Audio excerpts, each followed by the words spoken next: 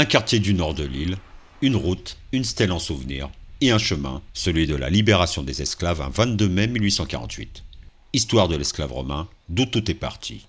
Bon, nous sommes sur les lieux du crime, hein, comme vous disiez tout à l'heure, exactement l'endroit où se sont déroulés les événements de 1848, du 22 mai.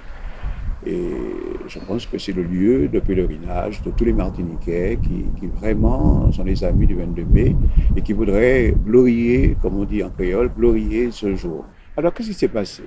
Depuis le 20 mai, l'esclave romain, d'ailleurs, comme dit mon texte, avait rencontré son ami du Sénégal et il était question d'ailleurs qu'on abolirait l'esclavage.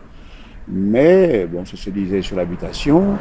Mais Romain, qui était un affranchi d'ailleurs, avait un petit peu l'esprit frondeur. Hein. Il était un peu bagarreur et il semblait défier même le maître, Léo Duchamp, qui était le propriétaire de l'habitation, n'avait pas les atomes crochus avec Romain, parce que Romain faisait tout pour le défier.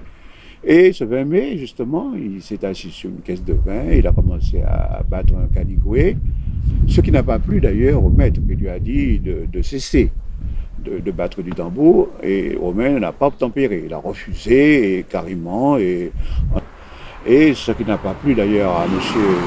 Duchamp, qui l'a fait arrêter et l'a conduit tout de suite à la geôle de Saint-Pierre, qui se trouve, n'est-ce pas, à quelques kilomètres de cette habitation.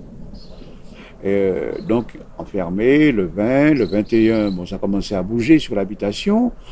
Ses camarades d'atelier qui n'ont pas apprécié d'ailleurs qu'on ait arrêté Romain ont voulu descendre pour le libérer à Saint-Pierre et ils sont partis en groupe.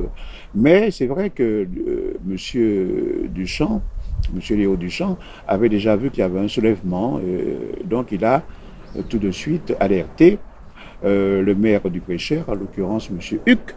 Et M. Huc, qu'est-ce qu'il fait? Donc il diligente sa milice et fait tirer sur les insurgés à quelques pas de l'entrée de cette habitation du champ.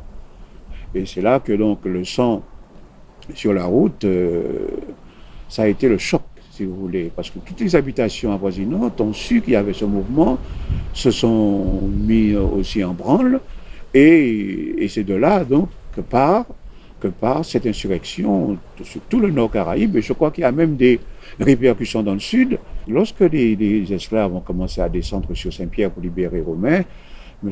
Poripapi a voulu d'ailleurs se considérer comme un médiateur. Et donc il est intervenu, mais ça n'a pas calmé les choses pour autant. Le décret d'abolition de l'esclavage devait parvenir après sa signature d'ailleurs en avril. Mais pour que le décret sorte de France et arrive ici, il faut compter 2 mois, parce qu'il n'y avait pas les moyens de transport que nous connaissons maintenant. Mais je dis que ça papotait quand même, on en parlait sur les habitations, et ça bougeait déjà. Donc je pourrais dire que Romain quand même a été le point de départ. Ça a été le déclic en quelque sorte de ce soulèvement.